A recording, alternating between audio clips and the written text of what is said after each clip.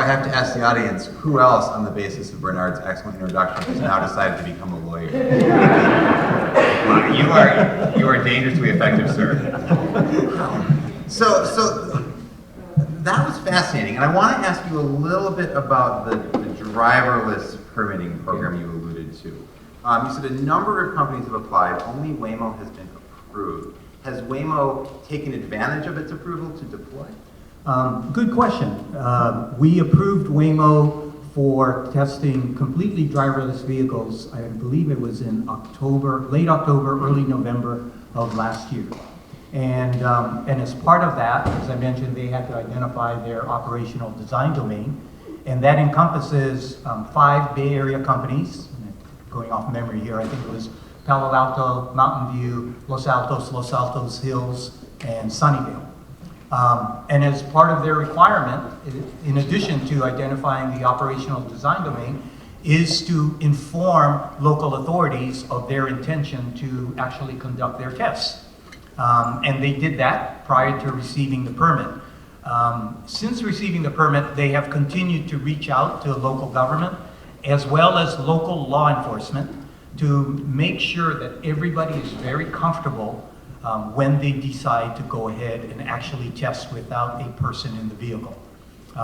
Waymo's made a commitment that they will let us know prior to actually doing it, but to answer your question, they haven't actually conducted a completely driverless test yet on public roadways. In California? In California, yeah.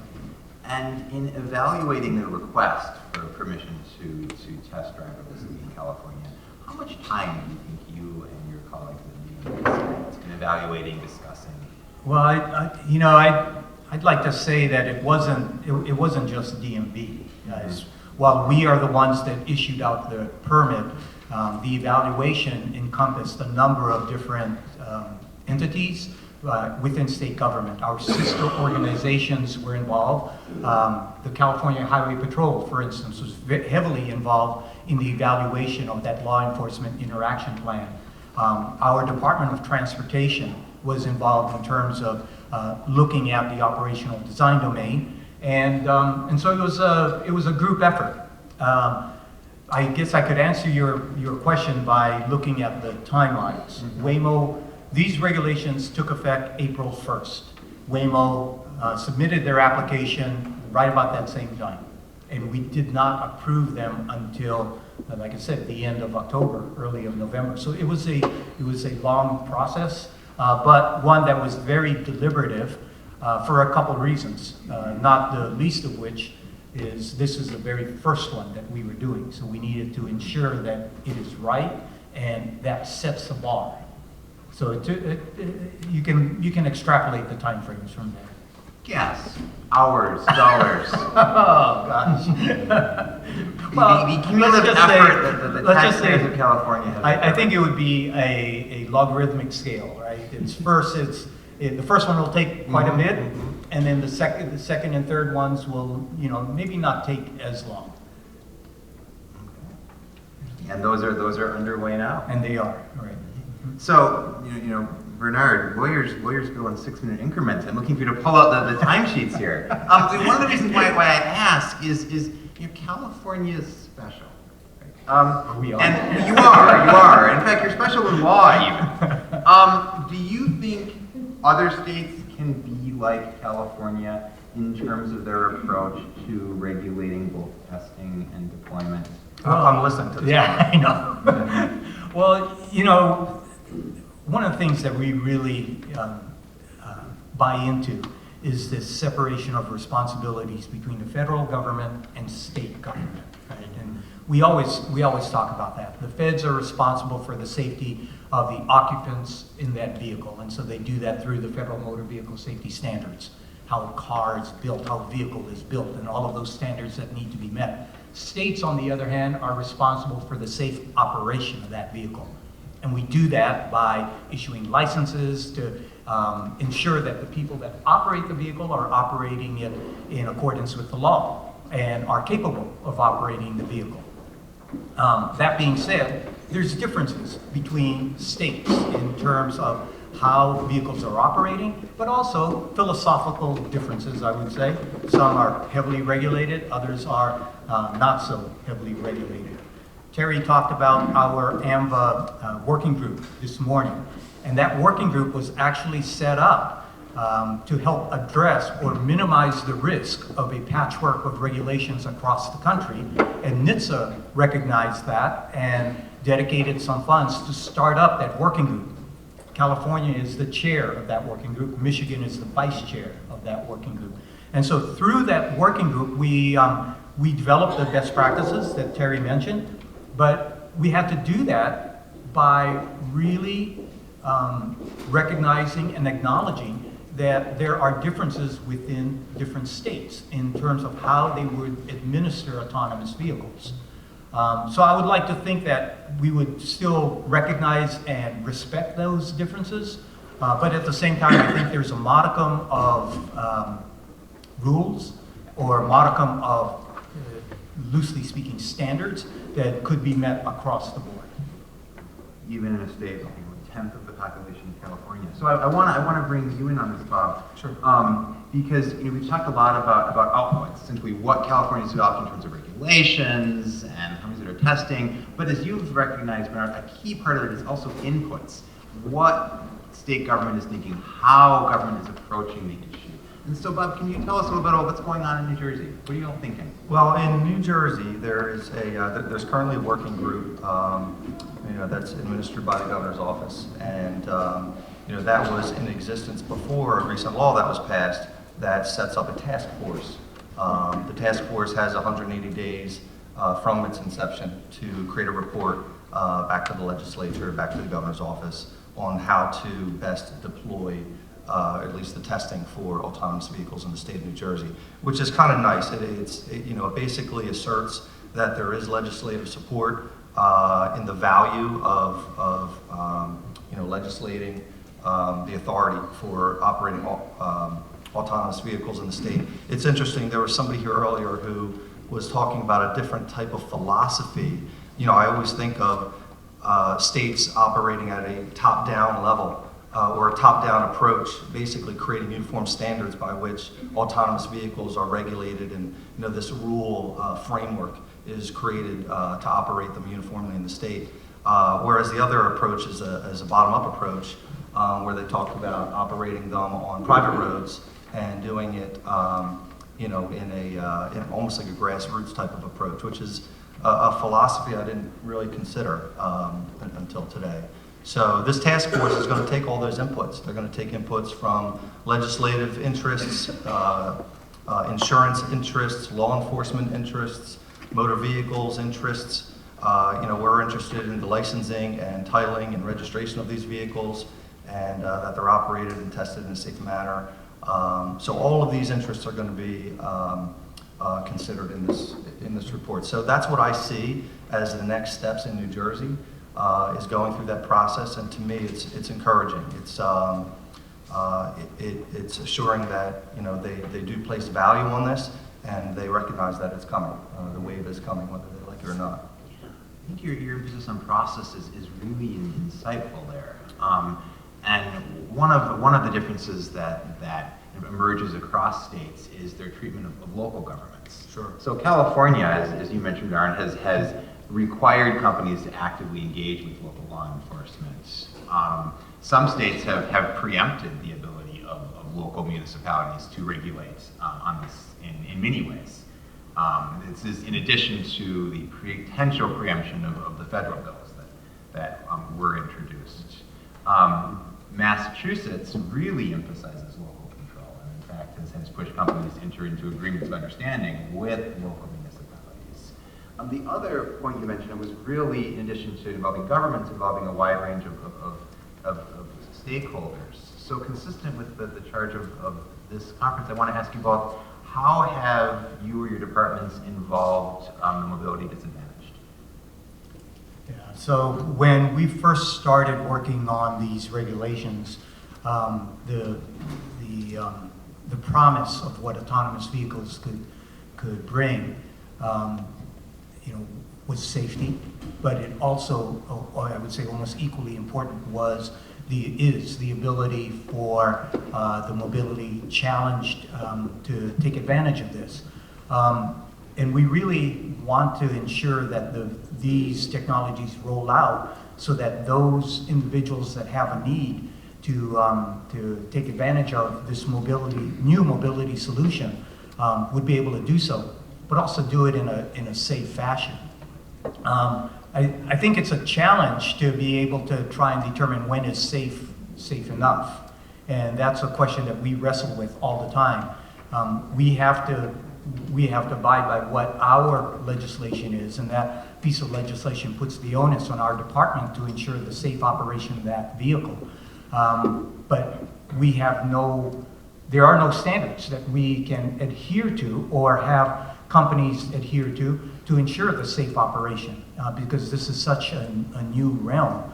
But it's something that we continue to look at, because once we're able to cross that threshold, then those other benefits will be able to be realized, such as mobility. Yeah, Bob, in the process you described. Yeah, so from New Jersey's standpoint, we will heavily rely on the jurisdictional guidance already provided, through Terry's and Bernard's work through the AMBA working group. And what's nice in that guidance, now remember, this is guidance that's provided to all states in North America. And, their guidance is that, the licensing of vehicles, or I should say the quote driver of the vehicle should not necessarily be restricted to the type of license that they hold. So, which is great, because this way it allows anybody without a license, or even a minor that doesn't even hold a permit, even school children, to be able to use these, say, level 5 vehicles freely without having to need and be required to have a license. So that guidance is critical, and that is going to be door opening for anybody who's mobility disadvantaged. So let's get into that question that you raised. In your view, this could be personal, this could draw on state law, whatever you want. Who or what drives an automated vehicle? Well, The definition of a driver? yeah. So I think In your vehicle code.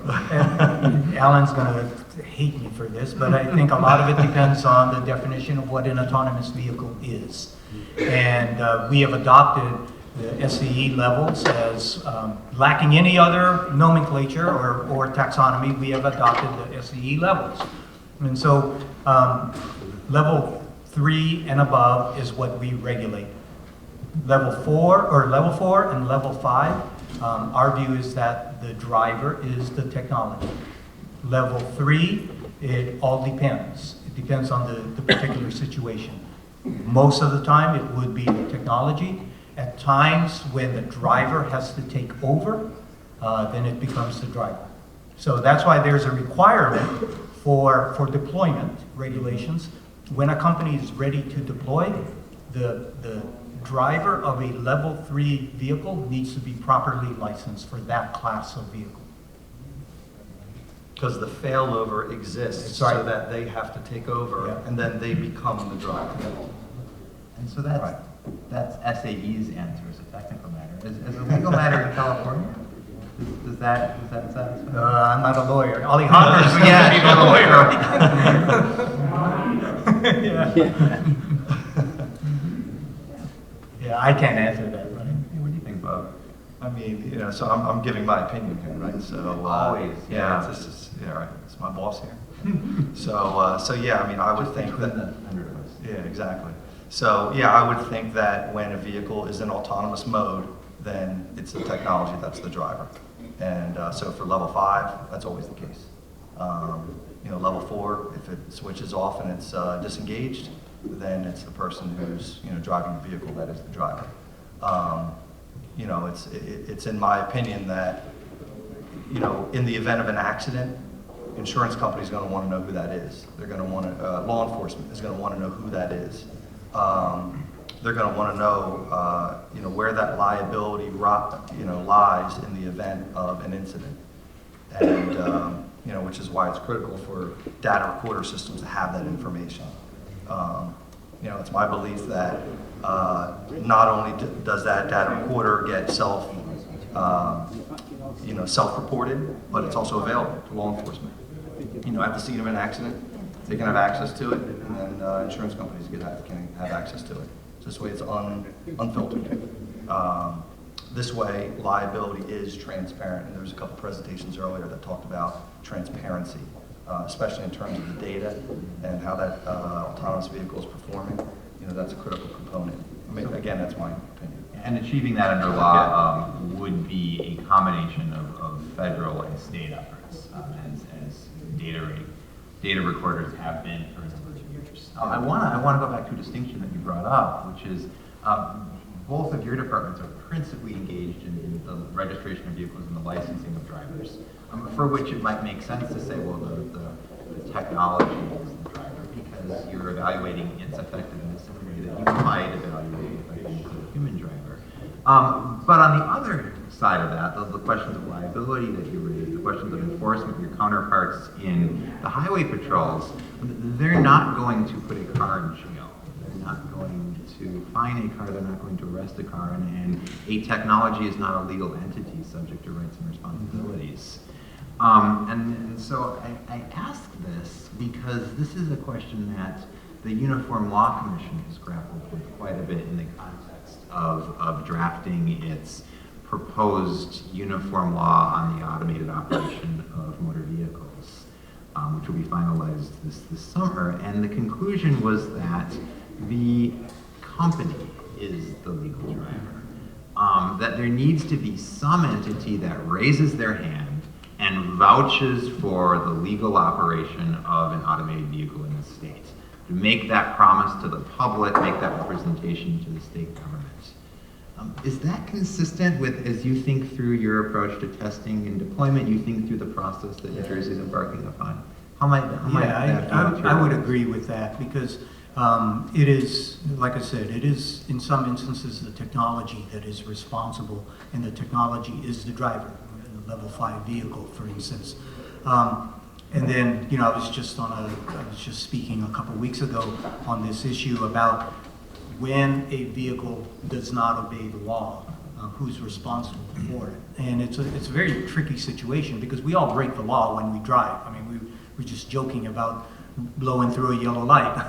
You're shaking your head. In Italy, you guys do not. Crossing a double yellow line. When we approach a bicyclist, and it's clear on the other side, we all cross the double yellow line to give a bicyclist 3 feet. So is that something that you're going to program your autonomous vehicle to do? Because you are certifying to the state of California that your vehicle obeys all traffic laws. So if that is the case, then there's got to be some reasonableness to the obeyance of traffic laws. But where's that line, right? And so, if you do cross that double yellow line, I mean, who's responsible for it? And it's a valid question, right? Because it's something that is bound to happen. There was the presentation that Tesla had at their investors. I forgot what they called it, where they talked about how in the future the software upgrades may have some different modes of how the vehicle would be integrated within traffic. And you could select it to be more aggressive or less aggressive. And so, there's different models that are starting to come out by manufacturers, and that's something that we got to stay abreast of to ensure that what is best for or what is consistent with the public policy is preserved. This question of authority ultimately is the human user get to trump? Does the software get to trump? Is there one set of standards? I mean, actually, correct me if I'm wrong, Bob, but I think New Jersey is one of a handful of states that actually explicitly permits a driver to cross the double yellow line if their lane is blocked. Whereas most, as you pointed out, that's either implicitly legal or it's nominally illegal, independent of enforcement discretion.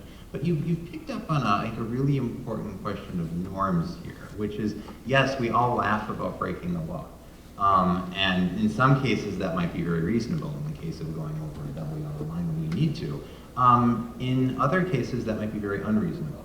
The number of road traffic safety conferences that we've been to where people joke and laugh about texting while driving. In the same way that 30 years ago people would joke and laugh about drunk driving. Oh, haha, who hasn't done it, right? Oh, this is funny, we can connect, we're ordinary people.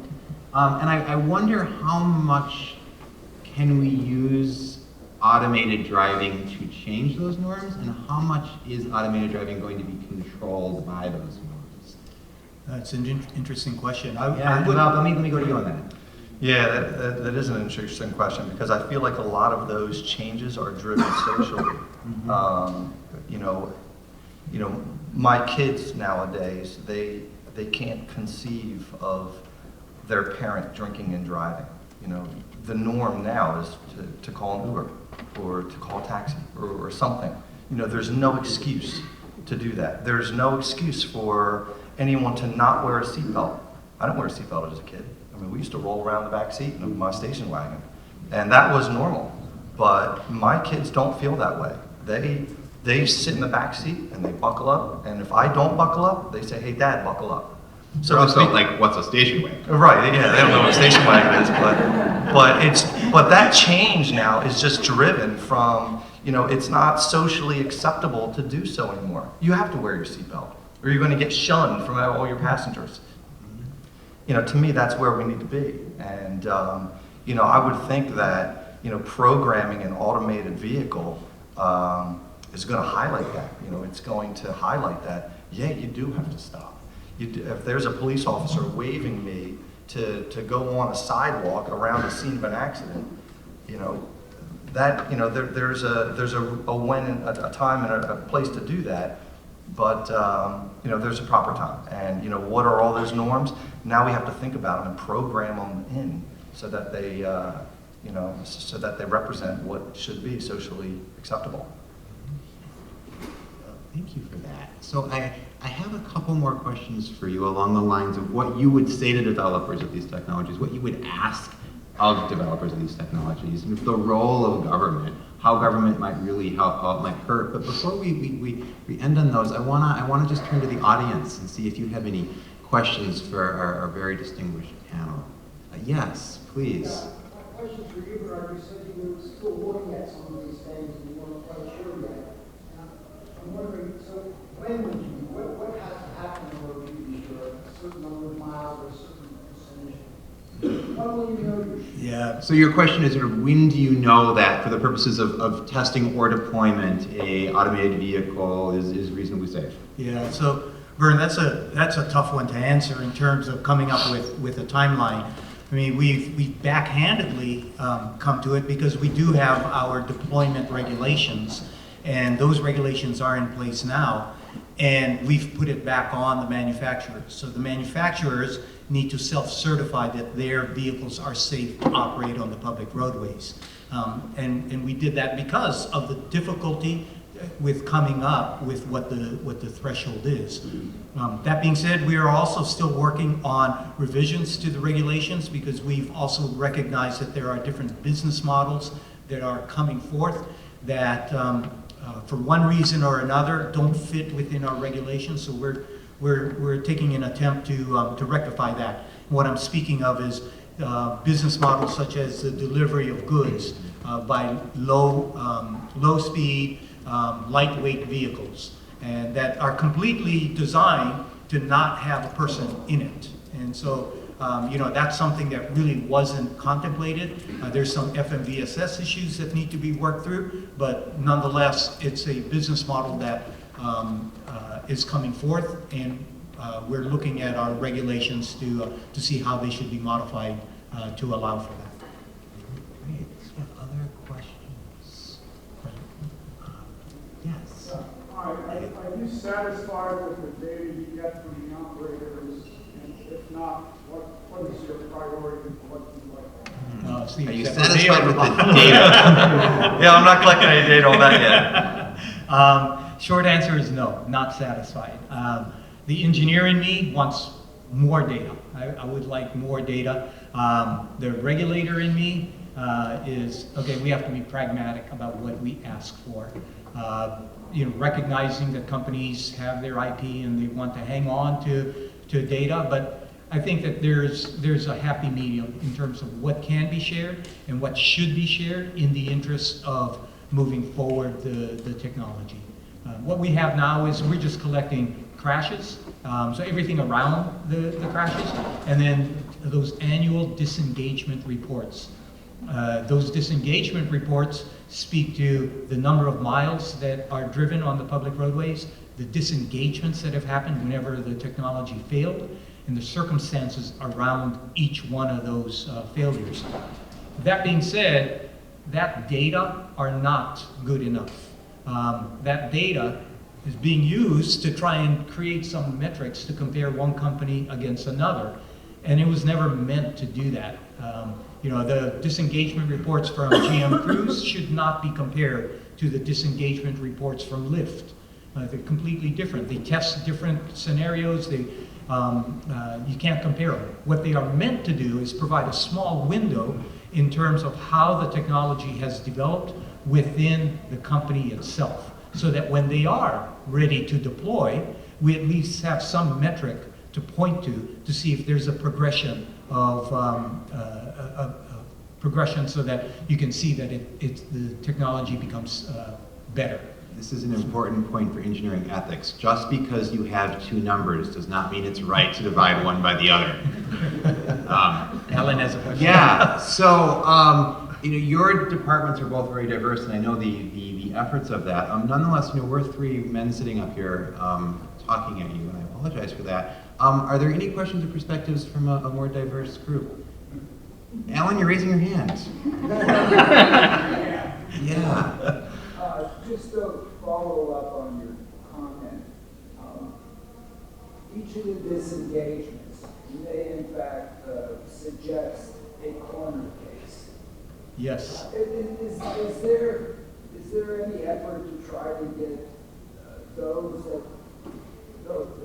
what led up to that situation, the data around that situation, to be more explained, so that the corner case can be explained to everyone, so that they can enhance all their systems? Yeah, it's on a case-by-case basis. We take those disengagement reports, and then we look at each one of those disengagements, and we do data analytics on it.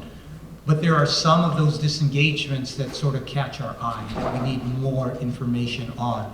And so we'll go back to the companies and work with them to find out more about the particular situation.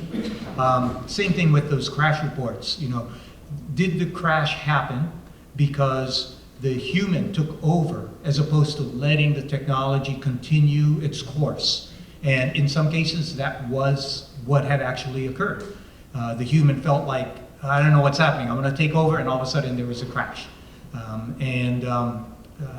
If they would have just let the technology go, the simulation that they looked at after the crash showed that the technology would have avoided the crash. And Bernard, you're doing that, you said data analytics. So using what software, what staff, what skills? In other words, if you were to recommend a hiring plan for the New Jersey Motor Vehicle Commission, what would it be? What do you need to actually effectively do this? Statisticians. Well, you do need data scientists, and so we're fortunate to be able to build up our staff, and we have a few people that are on staff now that are delving into the data, and we have some data analytic tools and this is not a plug for them, but we have Tableau and we have others that we utilize, and but we're just starting now, and so I feel the data sets could be much more rich, that we could utilize things like near crashes or crashes that have been avoided because of the technology. Those types of situations we should know about, or I'd like to know about, and because I think that provides a glimpse into how effective is the technology. Yes. Yes. Policy Bernard Soriano. If there's one thing that you think regulators could do to help the industry thrive, what do you think it would be? There's one thing that regulators can do to help the industry thrive. What would it be? What would it Boy, you In want Jersey, it's an easy one. It's to authorize it. So that one's an easy one. Is it illegal now? Yeah. You know what? It's all gray area right now. Ah. So you're kind of operating in this blurred space of defined driver.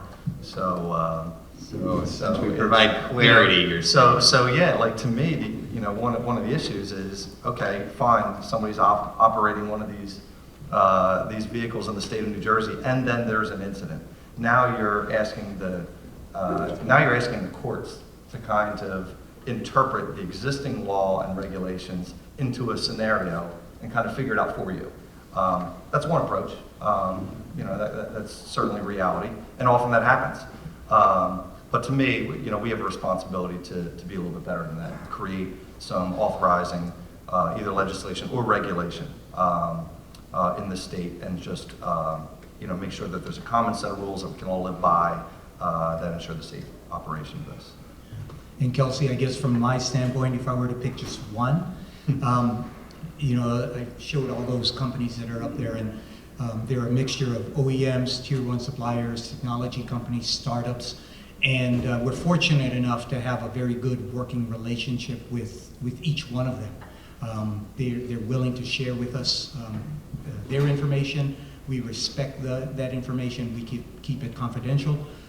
That being said, I think the one thing that regulators can do would be to emphasize to companies to be responsible, to be ethical, and to be truthful, especially when they are developing their technology and rolling out their technology. Be upfront about what the technology can do, but also, more importantly, be upfront about what the technology cannot do, and what you as the owner, driver, or user of the vehicle should be responsible for, and what is expected of you. I want to emphasize that. It's the principle of what I've written as the trustworthy company. As we're talking about companies as drivers, we need to ask not whether we trust the technology or the company, but whether the companies that are doing this are worthy of our trust. And I think you've started to set out some very important principles. Let me... There was one up there. There are lots. Yes. Please, in the blue article of clothing. Yes. Hi, I'm Judy Greenwald, Inland Center at Remote Consulting. Your example about giving bicyclists a wide berth, even if it means crossing a double yellow line, and then the other example about racing to get through a yellow light. So one of them is like a good norm that overrides the law, and the other is a bad norm that overrides the law. Is it possible that all of this data that we're gathering with autonomous vehicles and any kind of vehicle could be used to better align our norms with our laws and sort of make sure that the law doesn't allow certain kinds of norms that are not okay, and then the autonomous vehicle will follow those, but allow the autonomous vehicle to give a bicyclist a wider berth? I mean, is it possible we could actually get benefits to our legal system from these vehicles? So should we be clarifying law, you're saying, for everybody, not just for automated vehicles? Yes. Yeah. Yeah, that's certainly an interesting question, and one that, it could be looked at. Now, granted, you have to look at the totality of autonomous vehicles versus, the conventionally driven vehicles, and it's such a minuscule amount that the data that is being collected by those autonomous vehicles may not be representative of what is happening across the spectrum of all of the vehicles and how they're being operated. Nonetheless, it might be something worth looking into. I don't know how that would play into the legal framework, but it may help answer the question. Yeah, because it almost sets up a scenario where you're asking a vehicle to determine priority of which is a better scenario. Is it safer to cross a line, which I'm now crossing some barrier, and it's a legal barrier too. Is it safer to do that and leave some person some space, assuming that there's no car coming in the opposite direction, or if there is a car coming in the opposite direction, is it safer to just slow down until that car passes, then go around? So it's almost like you're creating this tiered system of choosing which laws to to break first. And I want to recognize that you're right that automated vehicles are not just a minuscule proportion of vehicles. They don't exist. And yet also there's power in small numbers. 10% of vehicles could change traffic flow on a highway. Uber and Lyft were fundamentally disrupting industries and affecting the national conversation. Well, they were still less than 1% of the vehicle fleet or vehicle miles traveled. So there is, as you suggested, perhaps an opportunity here. I want to finish with one question. Yes. So you've mentioned a number of things, particularly from a regulatory standpoint in California, with regard to like the data you need to investigate some things, and you've mentioned some technical nomenclature like ODDs that appear to have taken hold amongst a number of the people involved in the development of ADs. What is the sentiment right now with regard to standardizing some of that? Are you speaking about standardizing a ODD? Well, ODDs as opposed to ODs, right? ODDs are things that can be abstract from the perspective that they are defined by capabilities. Like a car has to be able to not hit something, right? It has to be able to not hit something in New Jersey, just like it has to be able to not hit something in California. And that's sort of different than saying that, okay, I'm applying this ODD to the specific OD of Palo Alto, and then laying what that OD is out as a function of what a company specifies that they can do within an OD. And you can already see that just by the nature of this conversation, there's a lot of things that might need uniformity across an industry. And with regard to safety, in as much as we talk about everybody having their own, all the companies having their own sort of proprietary information, safety is the one thing that every single player in the autonomous vehicle world would benefit collectively and collaboratively. And a lot of these things with regard to regulation from up on high, and as much as private companies don't necessarily like that, could actually help get everybody on the same page and move development faster. I think that we've taken the tack that the operational design domain is something that manufacturers themselves are best suited to answer for their product. And I get what you're saying in terms of maybe there should be some standardization of what that operational design domain is. That being said, I think you need to be able to let those manufacturers have some flexibility to affect their design. And I'll give an example. Operational design domain for one company is that, okay, it will only operate within this geographical region, and the technology can only operate in up to light rain. If you get to medium rain or heavy rain, it cannot operate. Well, what is the definition of light rain, and what is the definition of medium rain? And so is it number of inches per hour that you experience rainfall? And that could be completely different from another company's technology. And so maybe in some aspects, there could be room for standardization, but I really believe that you need to allow for the manufacturers to have the flexibility to design their systems around where they intend to have their vehicles be operated. Yeah, don't get us started on defining minimal risk condition. So, in conclusion, I want to ask Bob, Bernard, you each one question, picking up on what Kelsey asked and flipping it, which is to say, what do you want most to say to developers of these technologies? Or what would you most want to hear from them? Or what would you most want them to do as you think about your role as regulators? What's the message? I mean, for me, I'd want to know indisputable proof that there's a safe. It's safer than the statistical norm human driver. Is that a collection or compilation, comparison from insurance data? I don't know what the answer is, but, to me, that is the, the paramount question from, a policy standpoint is that, this manufacturer is asserting that it's safe. How are they doing that? And how is the information to assert that available for scrutiny, for debate? So you want these companies to put forth a public safety case. This is what we're doing. This is why we think it's reasonably safe, and this is why you should believe it. Hey, you asked. Oh. Yeah. Thank you. Thank you, Bernard. Well, I would say, we're all working in this space in one form or another, and it's exciting. I mean, it's transformative. We're on the cusp of a revolution in terms of transportation as well as society. It's going to change how we all live, and it's going to change our world.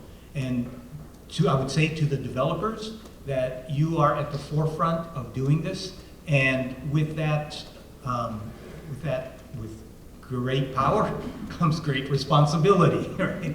So be very mindful of how you are developing your system, and like I said before, be truthful, be ethical, be responsible, and that would be my message to them. No better place to end than Voltaire or Spider-Man. Bernard Soriano, Bob Porreca, thank you very much.